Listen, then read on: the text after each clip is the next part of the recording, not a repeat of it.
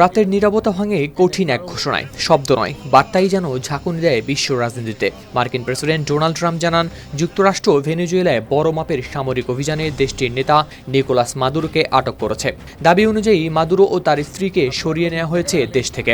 Trump তার truth social অ্যাকাউন্টে লিখেন, যুক্তরাষ্ট্র সফলভাবে ভেনেজুয়েলার বিরুদ্ধে একটি বড় মাপের সামরিক অভিযান চালিয়েছে এবং দেশটির প্রেসিডেন্ট নিকোলাস মাদুরো ও তার স্ত্রীকে আটক করে দেশ থেকে সরিয়ে নেওয়া হয়েছে। তিনি আরও জানান, এই অভিযানটি মার্কিন আইন প্রয়োগকারী সংস্থাগুলোর সঙ্গে যৌথভাবেই পরিচালিত হয়েছে। এদিকে এই হামলার নির্দেশ দিয়ে ট্রাম্প ছুটি কাটাতে গেছেন তার ফ্লোরিডার মার আলাগোতে নিজের বাসভবনে। সেখান থেকেই নাকি করবেন সংবাদ সম্মেলন। নিউ ইয়র্ক টাইমসকে দেয়া এক সংক্ষিপ্ত ফোন সাক্ষাৎকারে ট্রাম্প এই অভিযানে যুক্ত থাকা সেনাবাহিনী ও পরিকল্পনাকে চমৎকার বলে প্রশংসা করেন। পত্রিকাটি ট্রাম্পের উদ্ধৃতি দিয়ে জানায়, অনেক ভালো পরিকল্পনা, অসাধারণ সৈন্য ও দারুণ মানুষ এই অভিযানে অংশ নিয়েছে।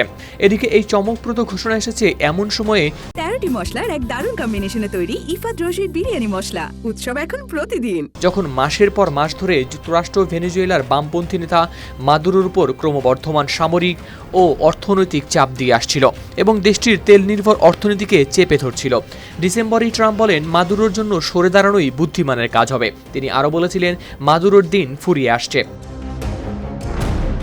মাদুরোকে আটকের ট্রাম্পের এই দাবি এমন সময় এলো যখন এর মাত্র 2 দিন আগে মাদুরো ট্রাম্পের সঙ্গে যোগাযোগের চেষ্টা করেন এবং মাদক পাচার ও অবৈধ অভিবাসন দমনে সহযোগিতা করার প্রস্তাব দেন। তবে ভেনেজুয়েলার বিরুদ্ধে অভিযানের কারণ হিসেবে ট্রাম্প দিয়েছেন ভিন্ন যুক্তি। এর মধ্যে তিনি দাবি করেন, দেশটির যুক্তরাষ্ট্রে মাদকের বড় সরবরাহকারী এবং তারা যুক্তরাষ্ট্রের তেল স্বার্থ দখল করেছে। যদিও ট্রাম্প প্রকাশ্যে মাদুরোকে ক্ষমতা থেকে সরানোর আহ্বান জানাননি, তবুও মার্কিন প্রশাসন ও ইউরোপের অনেক দেশ মাদুরোর নেতৃত্বকে দেয়নি কোনো বৈধতা। হাওলাদার শামীম, RTV।